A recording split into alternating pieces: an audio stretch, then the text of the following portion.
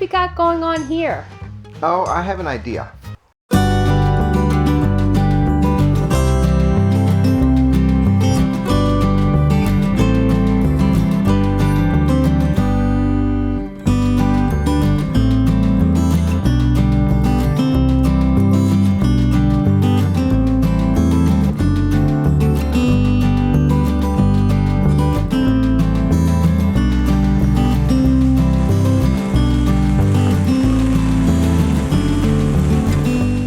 The idea was creating these angles. Step one is to get it covered for the winter. And there's several options for that. Many people will just cover it in the tarp. Up here in Maine, shrink wrap's a very popular thing. Other people use plastic. Julie's family owns a greenhouse business. That's what her father did. So I took that idea and I needed to support the plastic. Having the sawmill, I come across quite a bit of really nice wood, but there's also a lot of wood that maybe the wood's not as useful because of knots or curves. So I use it for utility type work. This is oak. This is a little bit more than 1/8 of an inch, and they bend pretty well. So we have a 90-degree angle, we have a 60-degree angle, and there's 7 stanchions on the boat. Plus the bow and the stern has some extra pieces. So there was 21 of the 60-degree angle pieces and 28 of the 90-degree piece angles. So I put 2 90s together with a single piece in between. Mount those together. I have a metal bracket on the bottom to go over the tow rail. 3 60s to get to the other side, and then 2 90s on the other side to meet the tow rail on the other side. And so there's seven of these. It worked out pretty well.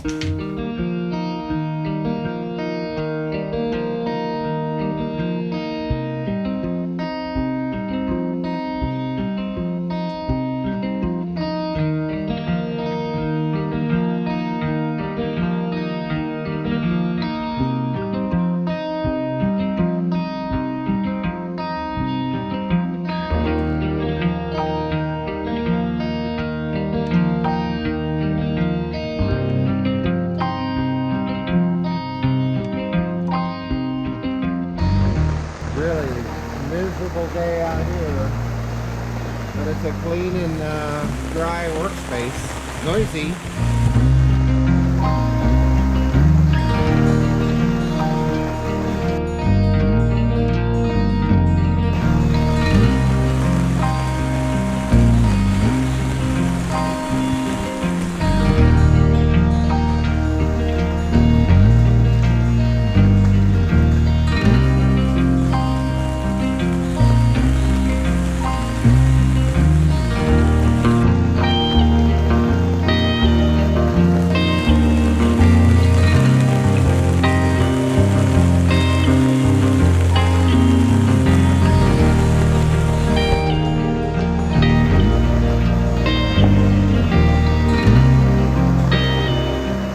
The next step is to make some stairs.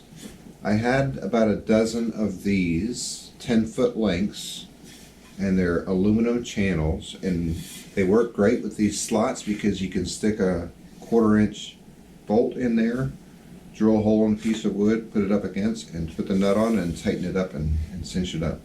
So I use these for the uprights for the platform that'll go next to the boat, and I use 2 of these for the runners for the stairs, and then just assembled some pieces of wood to act as the stair tread, the supports for the stair treads. And the stair treads themselves are made of oak, and I painted them. I left the sawmill marks in the wood so it has a little bit of traction, so that part worked out great.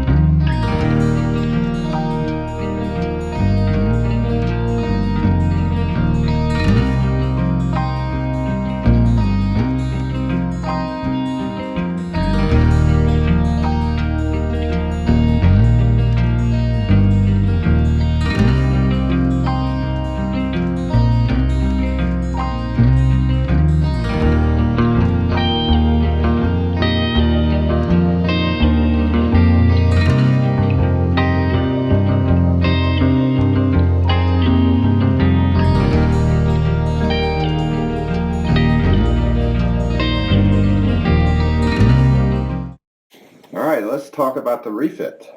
The refit. The list grows. And exponentially.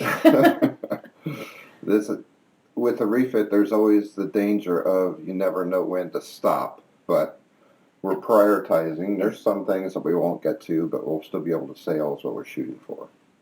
So we wanted to go over the list to share with you what we're thinking. So 1 and 2 are done.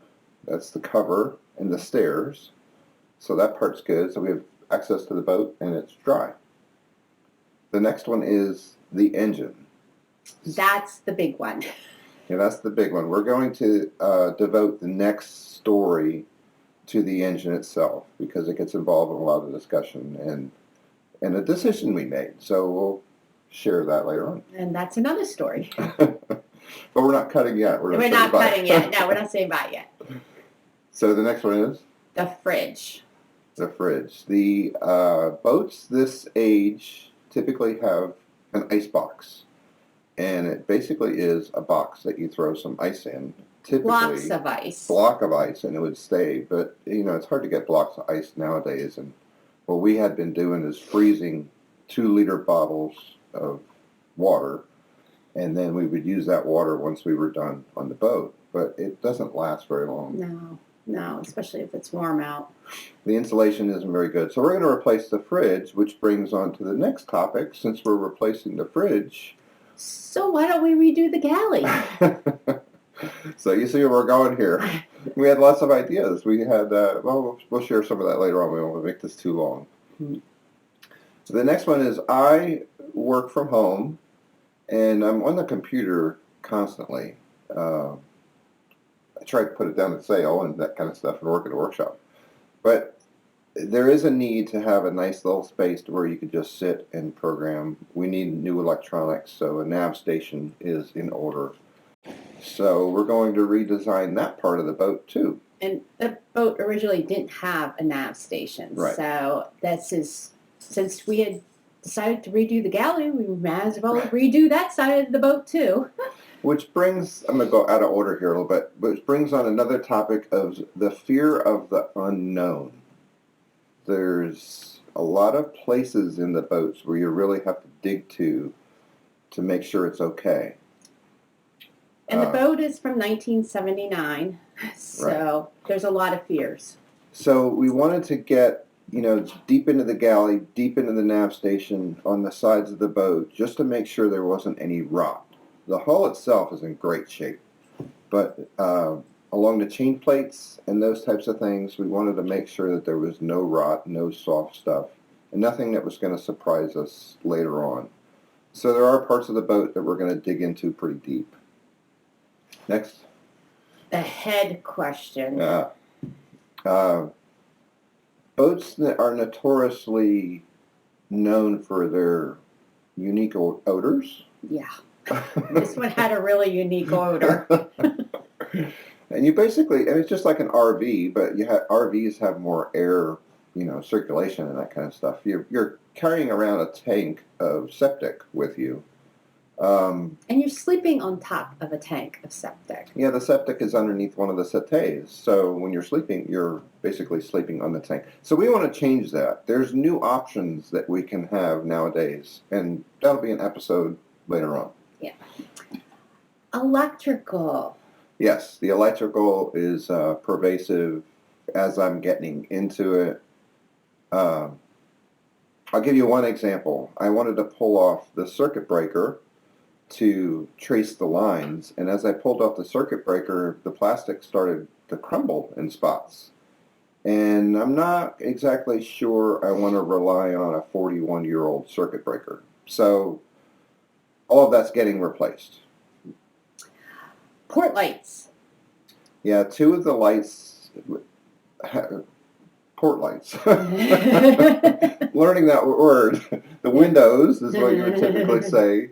The portholes is what we would say in the Navy. Yeah, in the Navy, but sailboats apparently called port lights. And 2 of the windows were leaking, and we would just pack them full of paper towels. Right. So they have to be pulled out, cleaned, recaulked, and put in, which is kind of the fear of the unknown, because if you pull a port light out, what is the structure of the frame itself? Because that exposes the balsa wood core and how much water has gotten into. So we need to evaluate that. And by the way, he was on the submarine, so there wasn't any port lights. We didn't have port lights. We had a what do you call them? I can't remember. We had a periscope. So, which brings us to hatches. Yes, that's fairly easy. Both the front hatch and the mid hatch, they just need some love. So we're going to take those off, sandblast them, powder coat them. We may replace the acrylic and put it back in. So I say it's an easy job, but it's a straightforward job. It may take some time to get all the steps done. Then there's the rotting helm issue. If we look underneath the helm, it is supported with two pieces of 1/2-inch plywood underneath the helm. Underneath it goes helm, fiberglass, plywood. And the corners of the plywood underneath there are rotted. So I'm going to take the helm off, replace the plywood, and then put it all back together. Moving on, the deck. Yes. Topside deck, as you can see in the previous episodes, it needs some help. There are parts of the non-skid that's kind of formed into the fiberglass itself that are pretty worn, and the thought of having to sand that and retexture that for paint is kind of frightening. So we're going to sand the hull, paint it with topsides paint, and use a product for non-skid to replace the textured part of the fiberglass. The yucky hull paint. The thing I can't stand the most. We bought this boat and Julie could not stop saying, "It's ugly." Oh, Sabres are beautiful boats, but the hull paint is just... The previous owner used a roller, so the hull looks with not like... even hull paint. Yeah. I don't know what he did. It's Rust-Oleum marine paint. Oh, it's... He used a roller, so it looks like a wall. You probably noticed that in the videos. You should be able to see your reflection in the hull of a boat. It's like that's going to be a project. Yeah. And then the Bimini and the Dodger. We want to put some solar on the boat, and we want some shade. So the Dodger itself is very squishy, I would say. So we're going to firm all that up and put a Bimini up there to where we can put a few solar panels up there for electricity. It's made out of aluminum. It's Yeah. So it's going to be an upgrade. Yeah. And then the hull paint, the under the water paint, that has to be replaced too. Parts of it you can go up and pull off with your finger, and if you put a screwdriver or a scraper on it, you can get some big sections off. So there's several layers. There's probably 6 or 8 layers. At least it's thick. That's another big project. Yeah. We're going to have lots of muscles. And then once the Bimini and the Dodger are done, the cushions. Yes. So they were the original cushions from 1979. They went immediately into the trash. When we took the covers off the cushions to evaluate the foam, there was some previous mold in the cushions, and it was disgusting. We didn't want to sit on it anymore. No. Let alone sleep on them. Let alone sleep on them. Which brings you to the purchase that just arrived this week. Yes, I got my new machine. I have a sale right, so we'll have an episode about that and why I chose that. Yeah. So we have a quality sewing machine. We can repair the sails. We can make the cushions, the Bimini, the Dodger. We can make canvas bags to carry stuff. There's sky's the limit with that sewing machine. Right. So it's pretty amazing. So that's all that's on our list. But like we said, we expect to have subtopics within those topics. As soon as you start ripping something apart, it's going to show more things. Well, as one example of that is you remove the engine from the boat, and the bilge is just incredible to look at. oily and Oh, it's disgusting. ratty it is. It So is. the inside of the hull is going to have to be cleaned and bilge paint. I'm used to that. I did that quite a few times with a submarine. Navy painting. Yeah. Yeah. The next episode, we're going to dive into issue number 1, the engine. And that's another story. Until then, See ya. see ya.